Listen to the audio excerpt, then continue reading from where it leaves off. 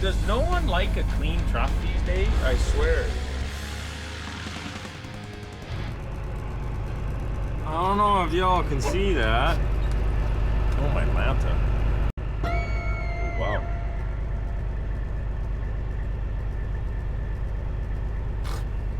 We need a shower. So anyways, this place, it's called T&T Iron Horse Cafe. Up in Waskenato or Wascanto, I don't know. Whatever it may be.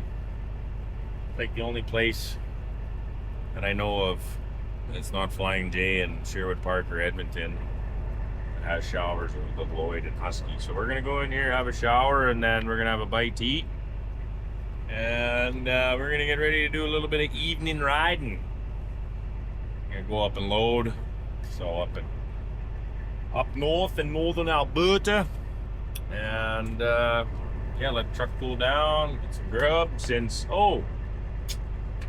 reason why Cooking with Oz segment was cut short. Meat 190 or 200 4.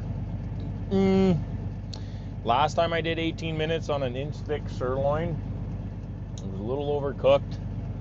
So we're gonna do 15 minutes. We'll flip them over at about 7. Whatever. Get out of here. Work with me. And yeah, so now we wait, which is awesome. And it's about to get a little bit hot in here, but it's about to smell really, really good. That ranchero just, but anyways.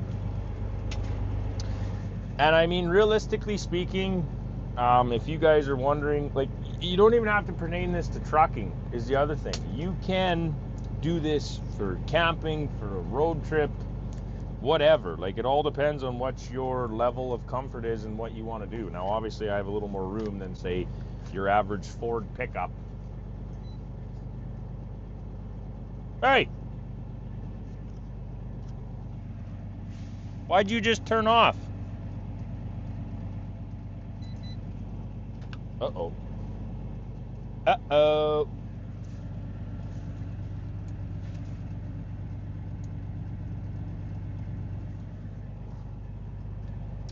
We have a malfunction. I'll be right back. My inverter ground wire, actually, the rubber was, I don't know if it was nicked or what, or it started to burn and melt, or what the heck is going on. I haven't had time to really look at it, but I pulled the inverter out. Whoa, fucking dusty, get that away from me. My windows are down. God.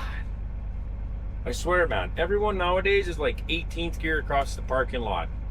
And it's just dusty. Like, does no one like a clean truck these days? I swear, it boggles me. It absolutely boggles me. But anyways, so the wires on the, so how do I explain this? Here's your inverter. This square, like this.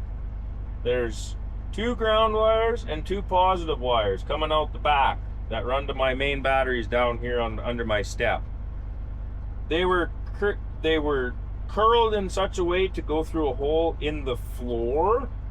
I don't know if this is really making any sense to anyone, but I'm holding the camera in one hand because I want to get in the shower. I'm trying to make this quick. But anyways, long story short, wires in the back of the inverter came out, curled down, went through the floor, and where that curl was, and it just, as it went through down the floor, the rubber coating, no. Oh my goodness, yeah, it's been a long week already, and it's only Tuesday, but the wire, the power cord was frayed right to shit, and was to the point was actually, I'm pretty sure if I would have tried to cook steak last night, I might have burnt down my truck. So we will get back to Cooking with Oz at some point. I don't know when.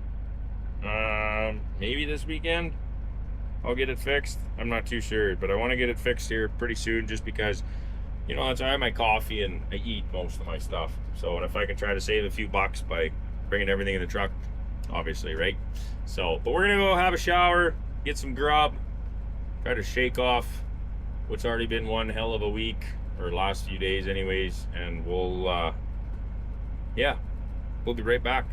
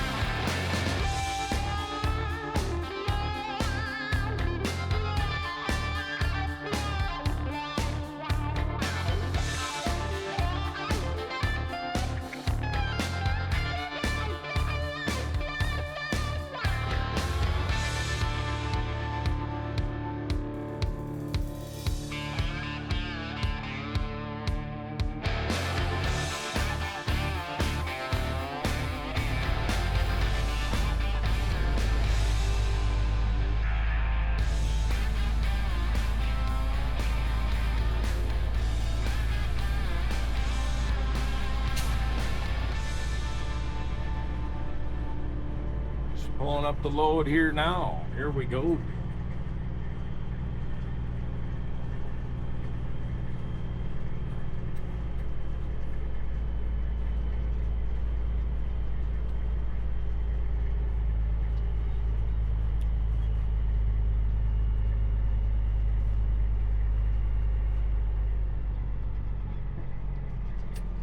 Yeah, this is a little bit of a loading facility here. We load right on the scale, which is sick, so you know you're never overweight.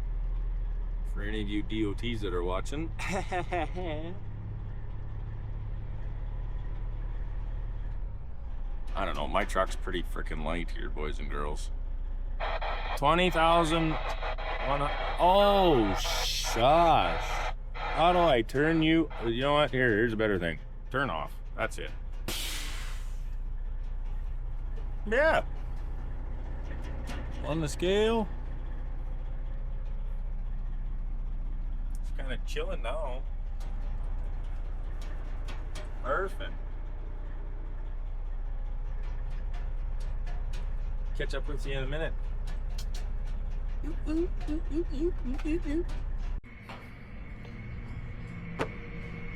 So this is pretty much it, y'all. It's kind of a sweet setup.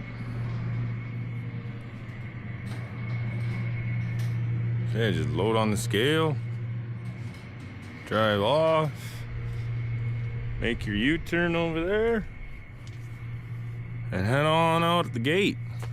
So, back over to the main highway. They got a holding pond here. They've got a holding pond kind of right there. And then they've got a few more, I think. 2 more, maybe 1 or 2 more. Which is kind of sweet, but there's the well that they get all this stuff from, which is kind of cool. Now, I didn't sign a document saying I can't say this, but it's kind of neat how this all started. I think it was stumbled upon in the exploration for oil back in the, we're just gonna set you up on the trailer here. So I think that this was, if I was told correctly, this was stumbled upon in the pursuit to the pursuit of oil. And the one fella that figured out what the heck this was, he knew it was a gold mine. This is back in the 70s. And, well, it's 2026 now. And I've been told, which, oh, one day, God, one day, his boys, I've been told, have since taken over, because I think he's quite old now. His boys come and check in on work via helicopter. That's pretty sweet. But basically, yeah, you come up here and they're probably going to want to put cheaters on, but we'll just kind of get everything. I just realized that I don't have my microphone on, so I'm just going to basically get the hoses hooked up, and then we'll probably throw a time lapse on here and we'll go from there.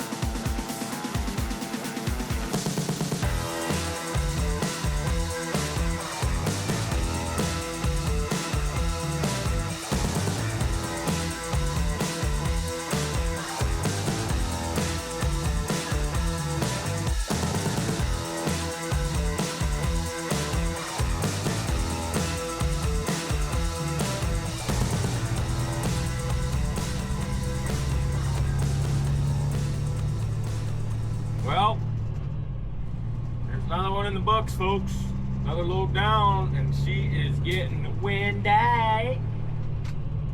Supposed to get a pretty big storm here in Alberta and Saskatchewan this weekend, so I don't know. I told to go head up and load again. I don't know if I'm gonna have another one, but because they don't do any road work obviously when it's raining or when it's snowing out, but yeah, that's what I'm doing for the rest of probably till fall time, guys. Just hauling these polys around, these poly tanks, and you guys kind of seeing how it works, right? We load up, hook everything up. The fellers up there at the chemical place, they help me out, load me up, and send me on my way, and come down here. And guy on the spray trailer, man, he just rolls in beside me, grab a hose, hook up, he kicks his PTO and his pump in.